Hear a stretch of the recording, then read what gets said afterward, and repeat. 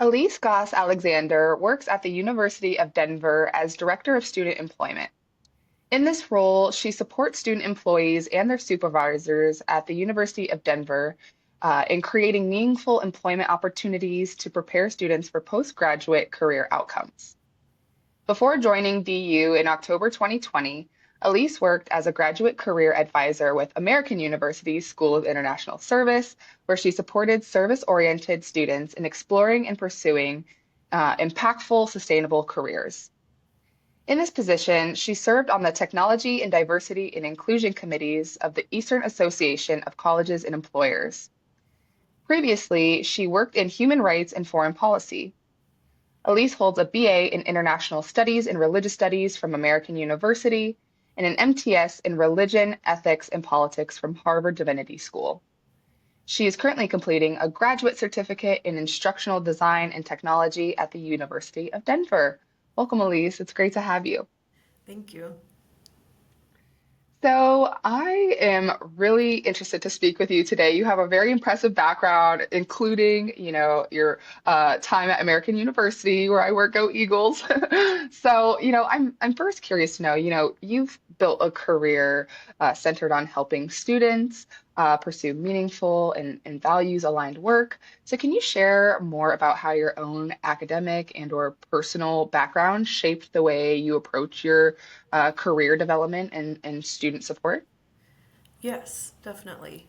So, a lot of times when I tell the story of my career and the way that I think about student support, it starts at AU, actually. When I was a junior in undergrad at AU, I was studying international relations and religion, and I participated in the first and last ever semester program for study abroad in Aleppo, Syria in spring 2011. And so it was a really formative experience for me because I was studying the language and history and politics, and also the revolution was upon us. And so I had to leave a couple of weeks early, and I came back to the US and went into my senior year, like many seniors, being like, what am I doing here? What is my life about? But with that extra pressure of being like, my friends are in refugee camps and getting bombed and getting drafted into the military, and I'm here.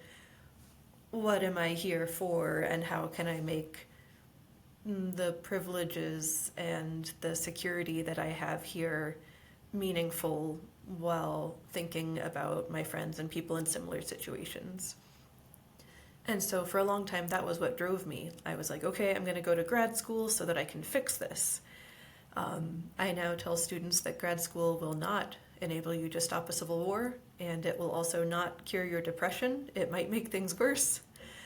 And then I graduated and I was like, okay, well, I'll work in human rights and foreign policy so that I can keep anything like this from happening again. And so for me, like, meaning in work and values aligned work was really my top career priority for a long time until I switched into working in higher education. And there's like two versions of that story. One of them is the nice one that I tell at like networking events, where I say, like, I realized that the skills I was helping these human rights activists build in their various countries were also things that change makers coming up in the US needed to have. And so I went to advise young change makers going into careers of hope and change and stuff. True. Also, I burned out real bad. I found it really challenging to be working on such big issues where, like, I couldn't be making the kind of impact I wanted to be making. And then in a microcosm, I also saw a lot of the like human rights issues that we were working on in other countries being perpetuated domestically or sometimes even in the workplaces where I was working. And so I sent out applications randomly, and I got hired at AU to be the graduate career advisor in SIS. And so that was totally random, but what kept me in career development was being able to help students think about their careers in this like meaningful value aligned way, but also to be like, and you're a human and you live in the world under late stage capitalism, and careers are what we do so that we can exchange our labor for money, and insurance so that we can have a place to live and food and some joy. Because often for students who want to go into those kind of like making the world a better place careers, there comes a point where there is that tension between like the values alignment and the I live in the world and I need money. And I would often have students who felt really, really bad about that and were like, well, all these other people are like joining the Peace Corps and going off to Mongolia for several years to do like small business support or whatever.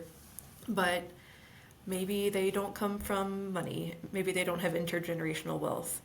Maybe they are supporting other people financially or otherwise. Maybe they have health conditions, whatever it is that maybe makes some of those options less accessible.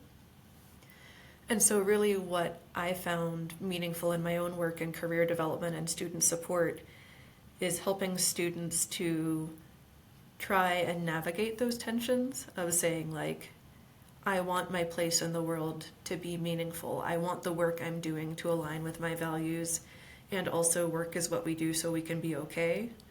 And that it's okay to like need money, that we are also humans and we also need to be okay. So just really a lot of the things that I wish I had realized earlier in my career, and just giving students permission to also have needs without it being like a you don't care enough about whatever the cause is.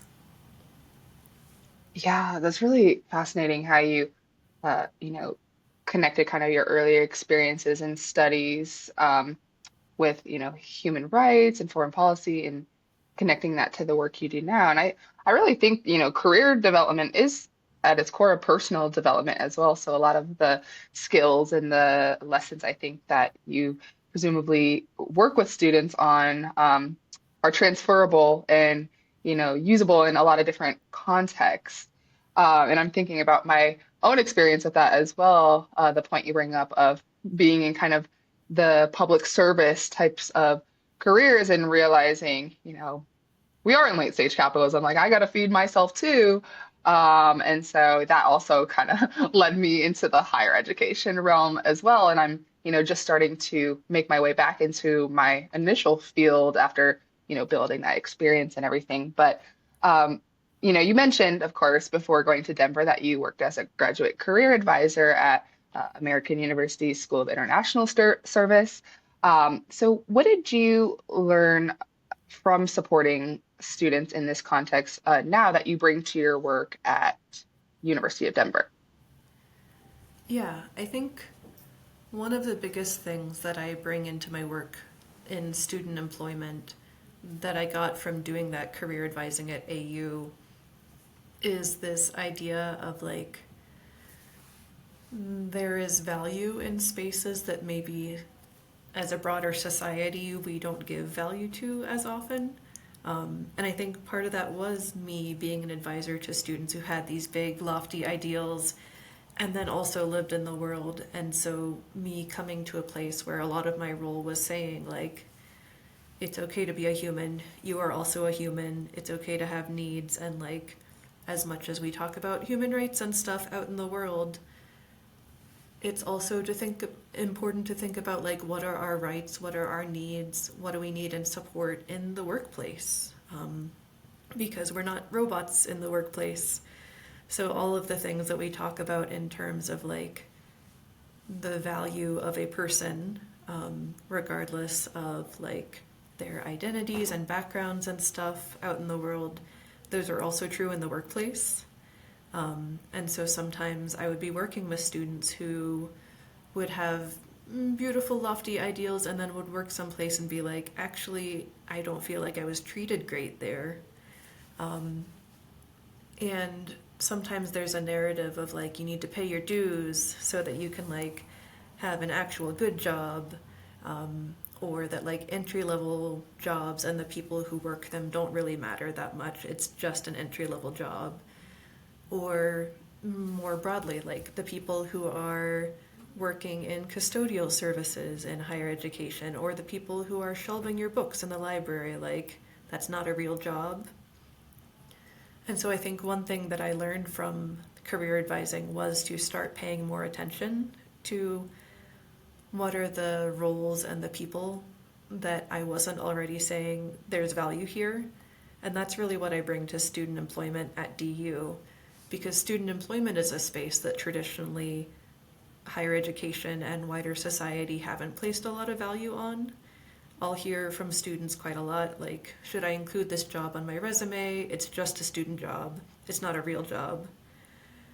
And so I guess the work that I do here is trying to like counter that narrative, both for students themselves to be like, no, that was real job, that was real experience, you built real connections and real skills that you can put in your resume. It's just on you to do that interpretation work. And also more broadly with our supervisors, with our administrators, with the institution, with the employers who are interviewing our students, building that narrative that like these jobs matter and the people who are in these jobs matter. So it's not like sometimes in higher education you'll hear people use the language of being like, oh, this is my work study. And we're like, no, this is an employee who was hired by your department whose funding is coming from federal work study award, but they're not defined by where the funding comes from, because that would mean defining them by their family's financial status. They are an employee, just like any other employee, even if it's a different employee class on like the timesheet. And so being able to say like those jobs matter as meaningful professional development, and how you treat the people in those jobs matters, because it's going to teach them what to expect from workplaces moving forward. Absolutely. That's so important. And I've heard similar sentiments here still at AU, with students not knowing if they have enough work experience because they've only had a campus job and everything. But for many students, being on campus and having a job on campus is their first, in a lot of cases, opportunity to develop work experience and develop some of those skills that will allow them to, land internships and other professional opportunities. So it's really great to hear that you're kind of helping reshape that narrative and helping students really see the value in the work that they're doing, even if it's, not presently a full-time professional position like we're used to kind of associating as, having a job. Yeah. But Sorry, one more thing on that. yeah, Um, I guess just on the question of like basic needs as well. Like I said, we live in the world and we exchange our labor for money so that we can have housing and stuff, and like that's extremely true for student employees. I work at University of Denver, which is pretty similar to American in terms of demographics. But for many of our students, like they are working jobs on campus because they need money so that they can have food and afford their books and stuff. And we'll also have some students who rely on their jobs on campus for housing. So students who will work with housing and residential education during the year and then work with conference and event services over the summer, because that's how they can afford housing. And so that's the other way in which like I think it's really important to think about the value and impact of student employment, both as professional development, which is really important, and then also like as an important part of our students' financial well-being and their ability to like access housing and food stability in ways that they might not be able to otherwise. absolutely. My philosophy is earned income, so yeah, it's not fair to always be, changing the bar of what's considered a real job, quote unquote. But speaking of your role at the University of Denver, I know in your current role as Director of Student Employment, you help students and supervisors create employment experiences that prepare students for postgraduate success, as we've discussed. So, can you share a little bit more about what that looks like in practice and how you help campus employers build roles that are more intentional and developmental for students? Yes, speaking of getting down out of the big values and into like actual life. So a lot of this looks like helping the students be ready to articulate the value of the skills that they're building. A lot of times when I have these conversations with students, I'll start it with like you know you have the skills, and I know you have the skills, but the future employers may not know that you have the skills. So you need to work on being ready to do that interpretation work of saying, like, I worked as a tour guide on campus, and here is how that prepares me to be a consultant, a data analyst, whatever it is. Because employers looking at your resume, even if you include that job, may not be ready on their own to say, like, tour guide means you were doing oral and written communication and you were doing conflict management and you were working with many different stakeholders. So the students have to be ready to do that interpretation work. And so for that, I use the reference of the NACE career competencies. NACE stands for the National Association of Colleges and Employers. And they have this set of transferable skills, essentially career readiness competencies that are relevant to pretty much any job. So things like communication and teamwork and leadership, so things that are very transferable. And I use that framework repeatedly throughout the student employee life cycle. So in their orientation, I introduced this idea of, like, you're probably going to be building skills in these 8 areas. Let's think about which ones you will need in the future. I have a professional development badging program for student employees where they will have training with on-campus experts in these different skill sets, and then they'll do some reflection and practice what we call the STAR method for interviews. That's the sort of most common framework for answering behavioral interview questions, thinking about the situation, the task, the action, and the result. So again, trying as much as possible to equip student employees with, like, this is the thing that you're going to have to be able to do. You're going to have to be able to use more or less this framework to articulate your skills in an interview setting. And here is how. I want you to practice so that you have some in mind in the future. And I've heard from students who did the badging program and said, I used some of those stories in an interview. And I was like, yes, that's what we're going for. And programming like that has been especially important for students who might not be coming from a, like, upper middle class white collar background. So we know that from some data analysis that I've done recently that student employment can have a particularly big impact on the success of first generation students and our international students. And those are 2 populations where we know that, like, if we don't give them explicit information about what to expect in, like, a job search, they may not just magically have it, because why would you know this out of nowhere? Whereas if you're me and your mom is a teacher and your dad is a professor, the chances are pretty good that somebody in your family knows how, like, behavioral interview questions are going to work in a white collar job application. So we think a lot about, like, how can we make professionalism norms more explicit for all of our students so that they can all have, like, a pretty similar footing going into job applications to be able to talk about their time as student employees and how it qualifies them for careers. And then similar things with our campus employers, like, they're really important partners for us because my office is me and an HR partner. And we tend to have about 3,000 student employees and about 500 supervisors.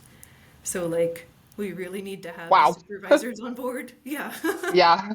And so, like, often people who are working in higher education, especially people who are working in, like, student affairs, are kind of on board with the idea that every part of the student experience is a learning experience, not just what happens in the classroom.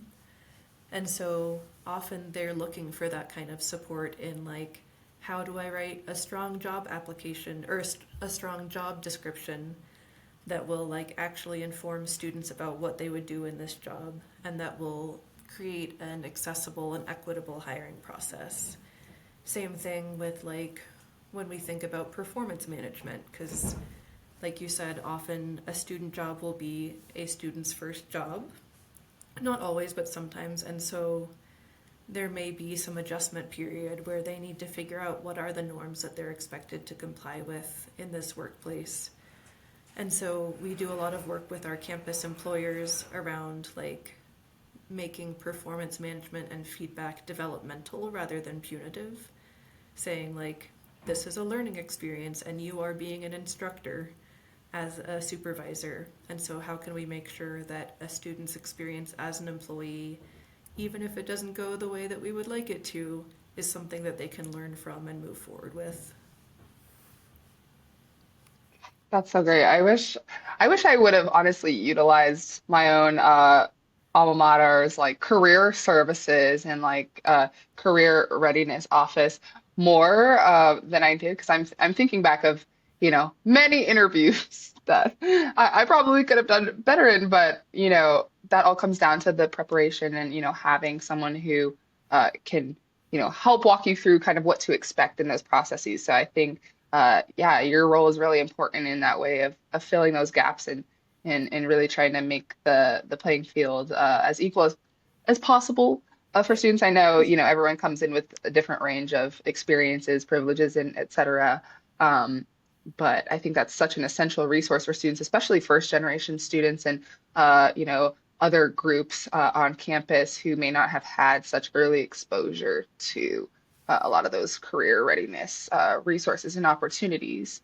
Yeah, and part of the challenge there is building trust as well. Like, I know as like a cis white lady working in a historically white, predominantly white institution, like there are students who maybe have challenges with connecting with university offices, and then that informs the way that they go into every university office after that.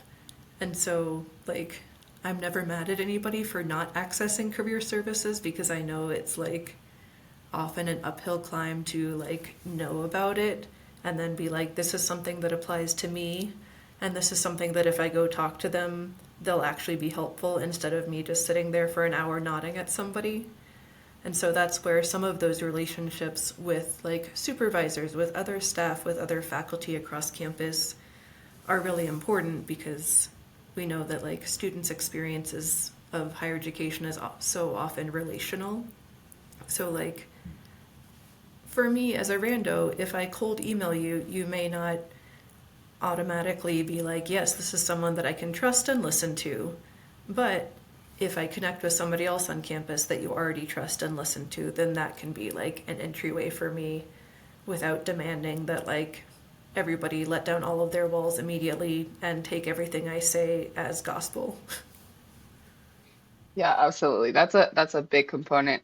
I think of a lot of or of all really student facing jobs, particularly in higher ed, is being able to connect with students on a different level because you know students sometimes see policies or changes coming from the top down. And so the people who are kind of on the ground doing this work, interacting and interfacing with students on a day-to-day basis are especially, uh, important for, just helping kind of like reduce that barrier in a way that they feel when trying to engage with different resources on campus. So that's big. Yeah. But, I know my last question for you is, I know you're currently completing a graduate certificate in instructional design and technology at DU. That sounds very fancy. I'm not sure what all that includes. But how do you envision integrating that training into your work moving forward? And what future directions or projects are you excited about in the student employment space? Yeah. Instructional design and technology, I think it's just like, how do you make learning experiences? And some of it, a lot of this particular program is focused on the technology piece of like, how do you make learning experiences that are like asynchronous or courses or things that are meaningful? And my program has a focus on adult learning and inclusive design. So part of why I'm doing it is because I've been making learning experiences for student employees for like 5 years now, but I've just been like frantically Googling what is the best way to do things.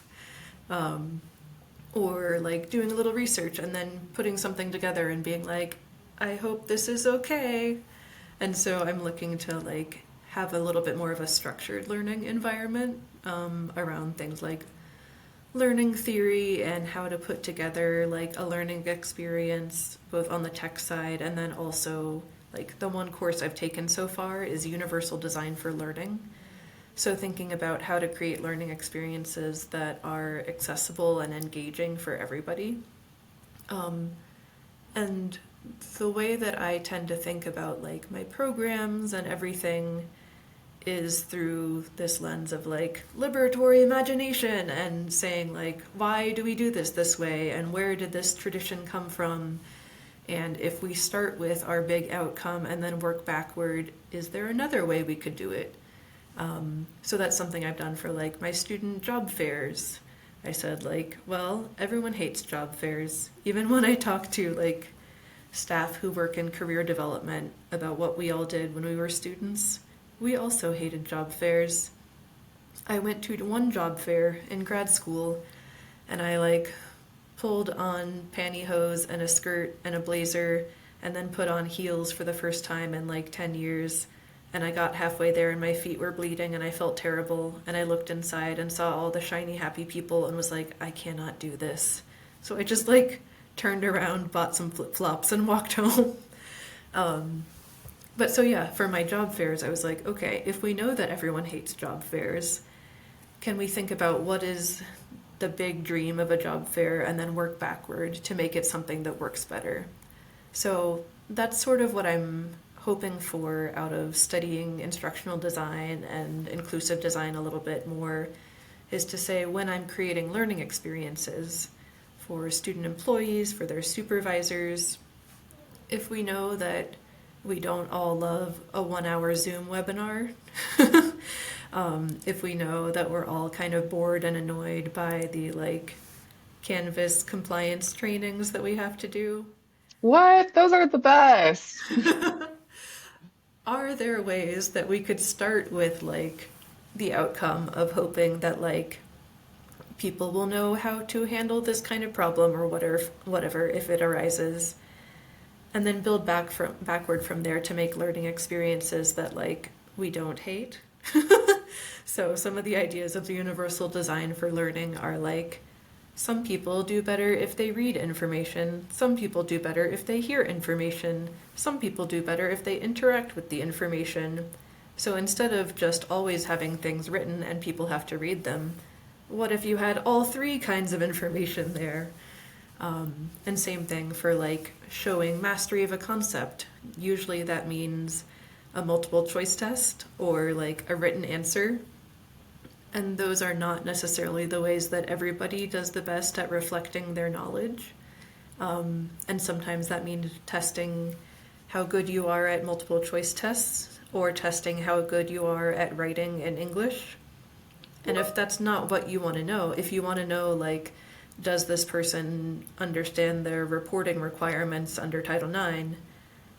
Are there other ways to assess whether or not they know their reporting requirements under Title IX without testing how good are you at multiple choice tests? So yeah, that's some of the stuff that I'm excited about, is seeing like for the ways that we want people to learn in this space, are there more engaging and accessible ways to do it that will actually help with like engagement and people actually learning things as opposed to just learning enough that they can pass the test on the course and move on with their life.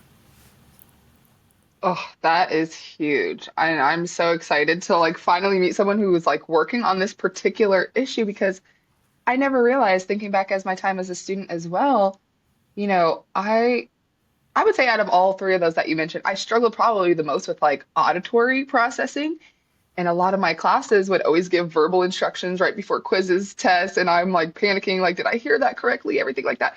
So it's so interesting to like know that that's a big component of what you consider in your studies, and you're gonna like work to address that. I think that's so huge because I mean, I know it's hard in higher ed, when you have these big classes to make everything as inclusive as possible for people, but that should be the goal at the very, least. And, like you said, offering different, uh, you know, methods or different ways that students can process that information. I think that should definitely be something that professors like work with students to ask. and staff like work with students to ask like, what is the way that you intake information the best? Like, we should be asking those questions for sure. Yeah, and one concept that I really liked from Universal Design for Learning is the idea of the plus one method. Because being me, I can go down a super long rabbit hole about like, we can redo everything. And then sometimes I redo nothing because I get overwhelmed with how excited I am and how many things there are. And it's a good reminder to be like, or next time you have this training, change one thing and see how it goes. So I try to remind myself about that as well, that sometimes, yeah, even just having like something written down in addition to saying it out loud, that can be your first step that can make a big difference for somebody, even if you don't have the time or the knowledge or the resources to like completely revamp everything. Awesome. Well, Elise, thank you so much for joining me today and just for sharing the thoughtfulness that you bring to student employment and career development. I just think, your perspective on building meaningful and equitable pathways for students has been a really fitting way to close out our season. So I appreciate you for joining me. Thank you for inviting me. This was fun. Awesome. Well, to everyone who has tuned in throughout this journey, thank you so much for joining us for another season of the Student Impact Report. We're grateful for every story, every insight, and every student and professional who has shared their work with us this season. And with that, that wraps up this week's episode of the Student Impact Report and the final episode of the season. Make sure to follow us on Instagram at SBNC_USA for updates. And you can also catch all of our episodes from seasons 1 and 2 on Spotify and YouTube. Until next time.